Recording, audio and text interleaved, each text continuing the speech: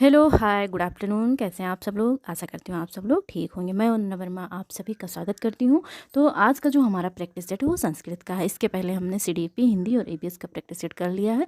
अगर आप लोगों ने नहीं देखा तो चैनल पर जाकर उसे ज़रूर देख लें, और चैनल पर अगर पहली बार आए हैं तो चैनल को सब्सक्राइब भी कर लीजिए, जिससे जो भी मैं प्रैक्टिस सेट डालूँ आप लोगों के पास नोटिफिकेशन तुरंत पहुँच जाए।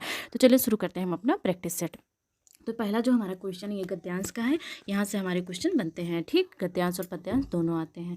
तो पहले हम लोग अपना गद्यांश पढ़ते हैं, गद्य खंड जो है।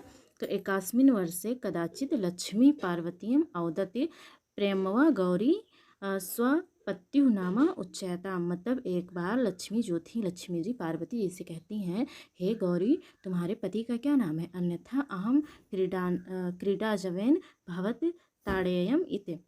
यदा पार्वती अवदत्त, तब पार्वती ने कहा, मम पत्यु नाम शिव। पार्वती ने क्या कहा कि मेरे पति का नाम जो है वो शिव है। शिव पदस अन्यार्था श्रृंगाला इत्यर्थ मत्वा लक्ष्मी अवदत्त। इसमें पार्वती जी ने कहा कि मेरे पति के जो पैर का अर्थ है वो क्या है? श्रृंगाल से है, ठीक। लक्ष्मी ने फिर कहा, किम सा अस्था किम सा अस्तंभा इत सा अस्त पशुपति इत अवदत्त लक्ष्मी। एतादृश्या लक्ष्मी पार्वत्योः संलापः सर्वेषां मंगलाय भवत्। तब लक्ष्मी और पार्वती दोनों ने कहा कि सभी का मंगलमय हो। और फिर यहाँ से हम मोटा मोटा पढ़ रहे हैं, एकदम पूरा हमें अर्थ निकालने की ज़रूरत नहीं है, क्योंकि हमें केवल इसमें से जो दिया गया इसी में से क्वेश्चन ढूंढना है। तो पहला क्वेश्चन हमारा है कि शिव पदस्य अन्यार्थ का। तो इसमें हमने अभी पढ़ा कि जो शिव जी के पैर का अर्थ क्या है। इसमें अन्यार्थ का मतलब शिव जी के पद का पदस्य मतलब पैर हो गया, का मतलब क्या है? तो शिव जी के पैर का अर्थ क्या? श्रृंगाला है। तो ऑप्शन में हमारे दिया गया श्रृंगाल, पहले ये देखते हैं हम लोग। तो ऑप्शन नंबर बी हमारा राइट आंसर हो जाएगा। अगला क्वेश्चन है कि गंध खंडे क्या प्रश्न पृच्छते। मतलब गद्य खंड में किसने प्रश्न पूछा? तो गद्य खंड में सबसे पहले प्रश्न किसने कहा? तो लक्ष्मी जी ने ही तो पार्वती जी से पूछा था कि तुम्हारे पति का क्या नाम है। तो इसमें हमारा जो राइट आंसर होगा क्या हो जाएगा? लक्ष्मी। ऑप्शन नंबर डी हमारा राइट आंसर होगा। अगला क्वेश्चन है कि कयो संलापा सर्वेशा मंगलाय भवतु। मतलब कि किसने संलाप किया कि सबका मंगलमय हो। तो पार्वती और लक्ष्मी जी और पार्वती जी दोनों ने ही संलाप किया था। तो ये रहा हमारा पार्वती एतादृश्या लक्ष्मी पार्वत्योः संलापः सर्वेषां मंगलाय भवतु। तो इसका क्या हो जाएगा? हमारा पार्वती और लक्ष्मी। तो किस ऑप्शन में दिया गया है? ऑप्शन नंबर सी हमारा राइट आंसर हो जाएगा। अगला क्वेश्चन है कि संप्रेषण का कार्य है ज्ञानेंद्रियों को क्रियाशील करना, कर्मेंद्रियों को क्रियाशील करना, अनुभूति कराना, या उपयुक्त सही। तो संप्रेषण का पहले हम लोग क्या देख लेते हैं कि एक अर्थ क्या होता है। संप्रेषण का अर्थ होता है कि अपने विचारों का मतलब अपने विचारों का आदान प्रदान करना। मतलब हम अपने विचार को दूसरे के समक्ष प्रकट करेंगे और दूसरों के विचार स्वयं ग्रहण करेंगे, यही हमारा संप्रेषण हो गया। तो इसका हमारा जो राइट आंसर होगा ऑप्शन नंबर डी हमारा राइट आंसर हो जाएगा। शिशु मोदकाय रोदिति उदाहरण है, किसका उदाहरण है? तो स्प्रेह स्थिति का है, या तादर्थे चतुर्थी वाच्य का, या रुच्यार्थानाम प्रियमाणा का, या हित योग्यचा का। तो इसका अगर हम अर्थ देखें तो शिशु जो है वो लड्डू के लिए रो रहा है। तो ये कारक से क्वेश्चन पूछा गया, तो के लिए किस कारक में आता है? तो संप्रदान के लिए, मतलब चतुर्थी विभक्ति का है ये। तो चतुर्थी विभक्ति के जो हमारे सूत्र हैं, कई सारे सूत्र हैं। इसमें स्प्रेह रिप्सिति का अगर हम लोग देखें तो जो स्प्रेह है इसका अर्थ होता है चाहना, और इप्सित का होता है जिसे चाहा जाए। मतलब कि जिस वस्तु की चाह या इच्छा अभिप्सा होती है उसकी संप्रदाय संज्ञा होगी। जैसे निखिल पुष्प को चाहता है, अगर यहाँ ये होता है कि शिशु मोदकाय स्पृहति, तो ये हमारा हो जाता है स्पृह रिप्सति हो जाता। लेकिन ऐसा नहीं है। रुच्यार्था नाम प्रियमाणा का अगर हम लोग देखें तो रुच्यार्था नाम का होता है कि अच्छा लगना, और प्रियमाणा का होता है कि प्रसन्न होने वाला। मतलब जब जो भी मतलब किसी भी व्यक्ति को जो चीज़ पसंद हो उसे देखकर वो क्या होता है? प्रसन्न हो जाता है। तो उसके लिए भी हम क्या करेंगे? संप्रदान का प्रयोग करेंगे। तो ये भी नहीं होगा। तो हित योग्य तो हमारा अलग कारक का इसका ये है नहीं। तो ये तो अब तीन ऑप्शन हमारे वैसे ही कट गए। तो ऑप्शन नंबर बी हमारा राइट आंसर हो जाएगा। तादर्थ है चतुर्थी वाच्य का, ठीक। ऊष्म वर्णों का बोधक प्रत्याहार है। तो अगर हम प्रत्याहार की बात करें तो जो हमारे माहेश्वर सूत्र है उन्हीं से प्रत्याहार बनते हैं। तो सल प्रत्याहार के अंतर्गत हमारा क्या आता है? ऊष्म। यड़ प्रत्याहार के हमारा अंतस्थ व्यंजन आता है, और सल प्रत्याहार के अंदर आएगा हमारा ऊष्म व्यंजन। अब सल प्रत्याहार के अंतर्गत देखते हैं कि कौन कौन से वर्ण आते हैं। अगर हम सबसे पहले यड़ की बात करें तो यड़ जो प्रत्याहार है इसके अंतर्गत आएगा या, व, र, और ल, ये हमारा यड़ प्रत्याहार का हो गया। अगर सल प्रत्याहार का देखें तो इसके अंतर्गत हमारा आएगा स, श और से, हाँ, ये हमारा इसका हो गया। अगर हम बात करें हस प्रत्याहार का, तो हस प्रत्याहार के अंतर्गत जो आएगा वो कौन सा है? हस प्रत्याहार का वैसे बता दे रहे, बहुत बड़ा है तो आएगा नहीं इसमें। हस का हमारा होगा हाय, हाय, हा या वा रा ला इया मा अंगा ड़ा ना झा भा गाड़ा धस धा जा बा गाड़ा ध। ठीक, इतने हमारे आएंगे किसमें? हस प्रत्याहार में। अगर जस प्रत्याहार का देखें तो जब गड़दस जो होता है प्रत्याहार, जो जब गड़दस जो है ये हमारे हस जस प्रत्याहार में आएंगे। तो जो हमारा सल प्रत्याहार है इसके अंतर्गत हमारे ओस में व्यंजन आते हैं, सॉरी ओस मोड़ आते हैं। तो ऑप्शन नंबर हमारा जो है कौन सा सही होगा? तो ऑप्शन नंबर हमारा बी राइट आंसर हो जाएगा। आगे बढ़ते हैं हम लोग। दृश्य धातु से सत्र प्रत्यय करके निष्पन्न होना है। तो दृश्य धातु से पहला ऑप्शन है कि दृश्ययन, पश्चयन, दर्शन या दृष्टि। तो दृश्य धातु जो है इसमें सत्र प्रत्यय करके हम क्या करेंगे? पश्चयन निष्पत्ति होगा। तो इसका जो हमारा राइट आंसर होगा क्या हो जाएगा? पश्चयन हो जाएगा, क्योंकि जब इसमें हम प्रत्यय लगाएंगे, सत्र प्रत्यय जब लगाएंगे तो दृश्य से हमारा क्या बन जाएगा? पश्चयन हो जाएगा। ठीक, तो हमारा क्या हो गया? Option number B right answer हो गया। आगे बढ़ते हैं हम लोग। मनोरथा उदाहरण है स्वर संधि का है, व्यंजन संधि का है, विसर्ग संधि का या प्रकृति भाव का है। तो अगर हम स्वर संधि की बात करें तो जो हमारा जैसे स्वर संधि की अगर हम बात करें तो स्वर या मतलब कि जो जैसे इसमें हो गया हमारा, जब आ प्लस आ बराबर हो जाएगा आ, या ई प्लस ई बराबर बड़ी, इन सब का मेल होगा तो ये हमारा मतलब कि हम ये कहना चाह रहे हैं कि जब स्वर स्वर का मेल होगा तो मतलब पहला वर्ड जो स्वर हो, अगर बात का व्यंजन है तो भी कोई बात नहीं, वो हमारा क्या हो जाएगा? स्वर ही रहेगा, तो स्वर संधि में आएगा। अगर पहला वर्ड जो है स्वर संधि का हो, दूसरा वर्ड स्वर या व्यंजन हो तो व्यंजन को हो जाएगा। अगर मतलब जो विसर्ग संधि है इसमें विसर्ग के साथ जो है क्या हो कि विसर्ग के बाद स्वर या व्यंजन आए तो हमारा विसर्ग संधि हो जाएगा। तो मनोरथ का अगर हम संधि विच्छेद करें तो इसका जो हमारा संधि विच्छेद होगा क्या होगा? मनस धन रथा। ठीक, मनस धन रथा हो जाएगा। तो ये जो सा है इस किस में बदल जाएगा? हो में बदल जाएगा। तो हमारा जो विसर्ग संधि ये हमारा राइट आंसर हो जाएगा। तो ऑप्शन नंबर सी हमारा राइट आंसर होगा। आगे बढ़ते हैं हम लोग। छः मिलाकर बना है। छः जो है किन शब्दों से मिलकर बना है? तो कै और शे से बना है, कै और छः से बना है, चे और छः से बना, चे और से बना है। तो जो हमारे उसमें व्यंजन होते हैं उन्हें हम संयुक्त व्यंजन भी कहते हैं। सॉरी, संयुक्त व्यंजन जो हमारे होते हैं वो 4 होते हैं। कौन कौन से होते हैं?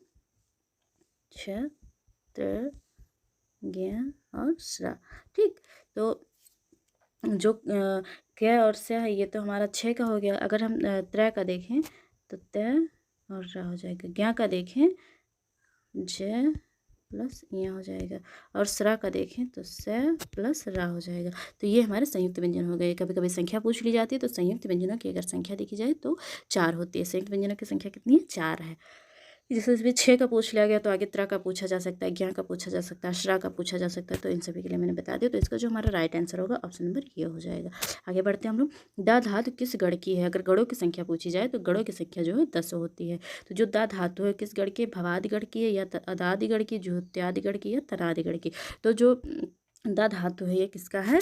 तो धातु जो है जुहोत्यादिगढ़ का है, जुहोत्यादिगढ़ का है। ठीक, मैं बाजार जाता हूँ का संस्कृत में कर्मवाच्य क्या होगा? मैं बाजार जाता हूँ संस्कृत में कर्मवाच्य क्या होगा? पहला ऑप्शन दिया गया है इसमें, अहम आपणम गच्छामि, मया आपणम गम्यते, महम गम्यते आपणम, या अस्माभि आपणम गम्यते। तो मैं बाजार जाता हूँ तो जो हमारे पुरुष हैं जैसे उत्तम पुरुष, मध्यम पुरुष और अन्य पुरुष, तो मैं उत्तम, तुम मध्यम, बाकी सब यह जो होते हैं वो अन्य में आएगा। तो मैं जो है ये हमारा उत्तम पुरुष हो गया। तो मैं उसमें मैं बाजार जाता हूँ, मैं हमारा उत्तम पुरुष है। तो इसमें क्या हो जाएगा? गच्छति, गच्छतः, गच्छन्त होता है ना। तो इसमें हम देखते हैं क्या हो जाएगा इसमें। अब हमें इसे बदलना है कि इसमें क्रमवाच्य में बदलना है। तो इसका जो हमारा कर्मवाच्य है ये कौन सा हो जाएगा? मया आपणम गम्यते।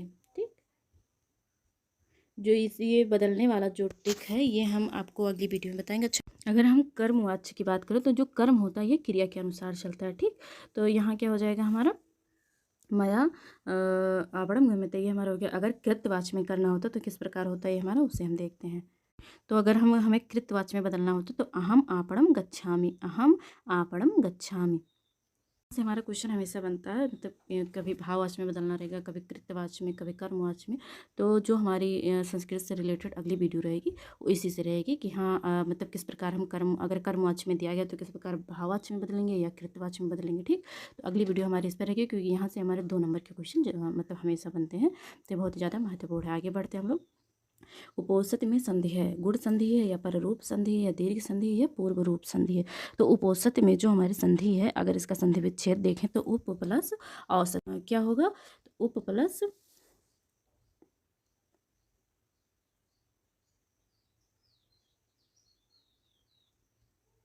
औसत, उपोत्सत, ये हमारा होगा इसका संधि विच्छेद। तो इसमें जो हमारी संधि है कौन सी संधि होगी, पररूप संधि होगी। ऑप्शन नंबर बी हमारा राइट आंसर होगा। नेके में संधि है, नेके में संधि है, पहला ऑप्शन है गुण संधि, दीर्घ संधि, वृद्ध संधि या यड़ संधि। तो नेके में हमारी कौन सी संधि, वृद्ध संधि है। अगर इसका हम संधि विच्छेद करें तो ना प्लस ये हो जाएगा, ना प्लस ये हो जाएगा। अगर वृद्ध संधि का हम सूत्र देखें तो वृद्ध रेच होता है। वृद्ध रेच मतलब यदि मतलब आ के बाद एच या जैसे एच प्रत्याहार ये वो आई वो हो तो उसके स्थान पर वृद्ध रेच हो जाता है। ठीक है, अव्यय शब्द समूह है, अव्यय शब्द समूह है। तो जो हमारा अव्यय शब्द समूह है वो कौन सा है, तो साते यूयम अत्र तत्र तस्य सर्वत्र अधुना उपरि नमः सह ज्येष्ठा। तो अगर हम अव्यय शब्द समूह की बात करें, अगर हम अव्यय की बात करें तो जो अव्यय होता है इसके ये जो होता है ये तीनों लिंगों में इनकी जो विभक्तियाँ होती हैं समान होती हैं। ठीक, तीनों लिंगों में इनकी विभक्ति समान होती है। तो अगर हम ऑप्शन नंबर सी की बात करें तो सर्वत्र, अधुना और उपरि, तो ये तीनों ही हमारी क्या है, समान है। तो ऑप्शन नंबर हमारा सी क्या हो जाएगा, राइट आंसर हो जाएगा। ठीक, आगे बढ़ते हैं हम लोग। 79 की संख्या नहीं है, 9 सप्तति, ऊनाशीति, एकोन सप्तति, एकोनाशीति। तो 79, 79 मतलब एक कम 100, सॉरी एक कम 80, 79 इसे हम बोलते हैं। मतलब इसे हम कह सकते हैं 9 सप्तति, एकोनशीति, एकोन सप्तति या ओनशीति। तो इसका जो हमारा राइट आंसर होगा एकोन सप्तति हो जाएगा। एकोन सप्तति का क्या मतलब होता है, मतलब 70।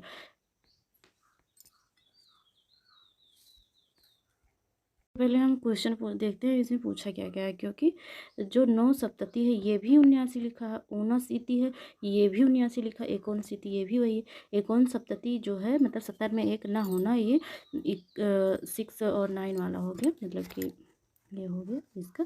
तो इस संख्या पूछा गया कि संस्कृत 79 की संस्कृत संख्या नहीं, इसमें पूछा गया। देखिए अभी हम ध्यान नहीं दिए, वही हम सोच रहे हैं कि इसमें तो 3 ऑप्शन सही है। तो हमें आप लोग मेरी तरह गलती ना करिएगा एग्जाम में, नहीं वाले भी शब्द पर ध्यान दीजिएगा, जो कि अभी मैंने नहीं दिया और फंस गए कि कहाँ पूछा जा रहा है, किस प्रकार है। तो इसका जो हमारा राइट आंसर होगा ऑप्शन नंबर सी डी हो जाएगा। क्यों होगा, क्योंकि जो तीनों हमारे ऑप्शन दिए गए हैं, 9 सप्तति मतलब 7 और 9, ऊनाशीति मतलब 80 में एक कम, और एकोनशीति ये भी वही हो गया 80 में एक कम। तो ये तीनों जो हमारे हैं ये 7 9 लिखे हुए हैं, और जो ऑप्शन नंबर डी है ये 6 9 लिखा हुआ है। ठीक, तो आगे बढ़ते हैं हम लोग। नयनम में प्रयुक्त प्राकृति है, नयनम में प्रयुक्त प्राकृति है, नम प्लस ल्यूट, नी प्लस ल्यूट, ने प्लस ल्यूट, नैन प्लस ल्यूट। तो इसका जो हमारा राइट आंसर हो जाएगा ऑप्शन नंबर डी होगा, सॉरी ऑप्शन नंबर बी होगा। क्यों बी होगा, क्योंकि नैनम जो है नी धातु से ल्यूट प्रत्यय हुआ है। ल्यूट में जो होता है अनशेष बचता है, ल्यूट में क्या होता है, अनशेष बचता है। तो नैनम हमारा क्या हो गया, नैनम में जो प्रयुक्त प्राकृति है नी प्लस ल्यूट है। ठीक, ऑप्शन नंबर बी हमारा जो है वो राइट आंसर हो जाएगा। आगे बढ़ते हैं हम लोग। अंतस्थ वर्ण है, अंतस्थ वर्ण कौन सा, तो अभी मैंने आप लोगों को पहले बताया ही था, या वाला क्या हमारे अंतस्थ हैं। ये हमारे ऊष्म हो गए, और बेसा ज्ञान अनुनासिक तो है ही है, और ये आड़ संधि आयु हो गया। अट प्रत्याहार के वर्ण है, अट प्रत्याहार के वर्ण है। तो अगर हम सॉरी अट प्रत्याहार वर्णों की बात करें कि कौन कौन से आते हैं, तो इसमें अट के अंतर्गत स्वर आएंगे और हा या व रा आएगा। ठीक, तो कौन सा होगा हमारा ऑप्शन नंबर, ये राइट आंसर होगा। आगे बढ़ते हैं हम लोग। तो वसंत ऋतु, वसंत ऋतु में कौन सी संधि है? तो पहला ऑप्शन है यड़ संधि, दूसरा है गुण संधि, तीसरा वृद्धि संधि और चौथा व्यंजन संधि। तो वसंत ऋतु में जो हमारी संधि है वो कौन सी है? ऑप्शन नंबर बी गुण संधि है। ठीक, अगर हम गुण संधि की सूत्र की बात करें तो आद गुणा जो होता है इसका सूत्र होता है, मतलब आ या आ के बाद कोई भी स्वर हो तो पूर्व एवं पर के स्थान पर गुण एकादेश हो जाता है। ठीक, तो आगे बढ़ते हैं हम लोग। पंचगवम में समास है, पंचगवम में समास है तो पहला ऑप्शन है तत्पुरुष समास, दूसरा अव्ययीभाव समास, तीसरा बहुव्रीहि समास और चौथा द्वंद्व समास। तो पंचगवम में जो है वो हमारा कौन सा समास है? द्विगु समास है, क्योंकि इसमें पंच जो है संख्यावाची शब्द है। अगर संख्यावाची शब्द आ रहा है तो हमारा क्या होगा? द्विगु समास होगा। तो ऑप्शन नंबर ये सही हो जाएगा। क्यों सही होगा? क्योंकि द्विगु समास जो है वो तत्पुरुष समास का ही पार्ट है। ठीक, पितृ शब्द का संबोधन एक वचन रूप होगा, पितृ शब्द का संबोधन एक वचन रूप होगा हे पितृ, है पितृ, हे पिता, हे पितृ। तो पितृ का संबोधन रूप जो होगा बताएं किस प्रकार होगा? संबोधन रूप जो होता है ऐसे होता है, हे पिता और फिर होगा हे पितरो, हे पितर।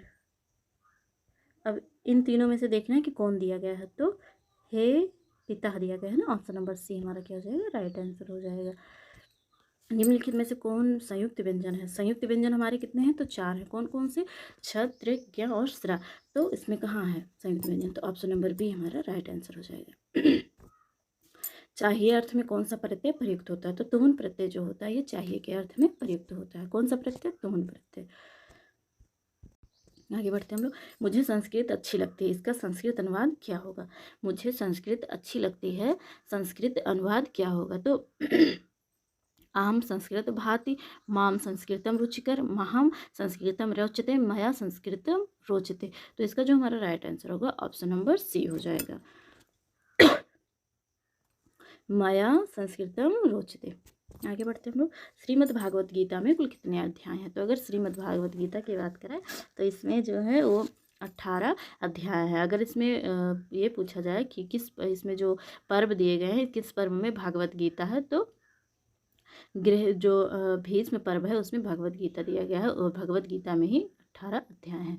महाभारत के जो भीष्म पर्व है उसमें जो श्रीमद् भागवत गीता है वो दिया गया है और उसमें जो श्रीमद् भागवत गीता में अगर अध्याय की संख्या है तो कितनी? 18 पूछी गई है। ठीक, तो हमारा राइट आंसर हो जाएगा 18। श्रीमद् भागवत गीता में कितने अध्याय हैं? तो 18 अध्याय हैं। और महाभारत के किस पर्व में है? तो भीष्म पर्व में है श्रीमद् भागवत गीता की चर्चा की गई। कारक में यदि प्राकृति है क्री तो प्रत्यय है। कारक में अगर क्री प्रत्यय है तो कौन सा? अगर कारक में यदि प्राकृति है क्री तो प्रत्यय है। तो पहला ऑप्शन है घय प्रत्यय, त्रिच, ड़ुअल और ल्यूट। तो कारक में अगर क्री धातु से ड़ुअल प्रत्यय है तो ड़ुअल हो जाएगा। तो हमारा कहाँ है? ऑप्शन नंबर सी है। ठीक, अगर हम लोग ड़ुअल प्रत्यय लगा रहे हैं क्री में तो हमारा क्या बनेगा शब्द? ये हम देख लेते हैं। तो हमारा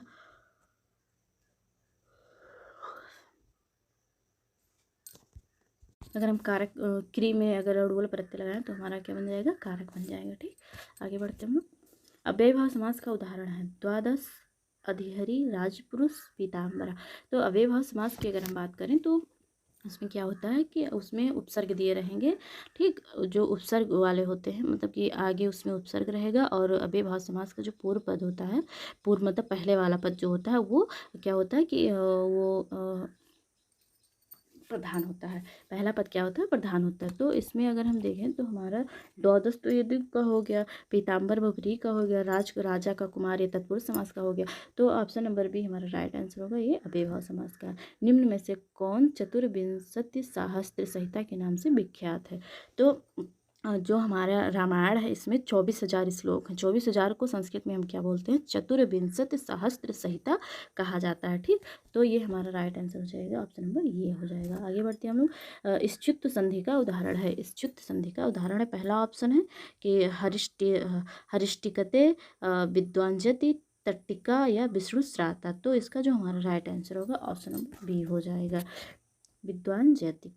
आगे बढ़ते हैं हम लोग। संस्कृत साहित्य में किस कवि की रचना को विद्वद्औषधि कहा जाता है? तो जो श्रीहर्ष जी थे उनकी रचना को विद्वद्औषधि मतलब विद्वानों की औषधि कहा जाता है। तो ऑप्शन नंबर डी हमारा राइट आंसर हो जाएगा। और ये क्वेश्चन कई बार हमारे एग्जाम में पूछा जा चुका है विद्वद्औषधि। और ये जो रामायण का है चतुर्विंशति शास्त्र संहिता, तो ये हमारे कई बार एग्जाम में पूछा जा चुका है, बहुत ज़्यादा महत्वपूर्ण है। तो ऑप्शन नंबर डी हमारा राइट आंसर हो जाएगा। तो आज की क्लास जो थी हमारी यहीं तक थी। आशा करती हूँ आप लोगों को अच्छा लगा होगा। अगर बढ़िया लगा हो या तो अच्छा सा कमेंट कर दीजिएगा। अगर कुछ कमी रही होगी तो वो भी बता दीजिएगा, और ज़्यादा से ज़्यादा लोगों में शेयर करिए और कमेंट करके ज़रूर बताया करें। पहली बार अगर जुड़ रहे हैं चैनल से तो चैनल को सब्सक्राइब कर लीजिए। मिलते हैं हम अपनी अगली वीडियो में। Bye bye.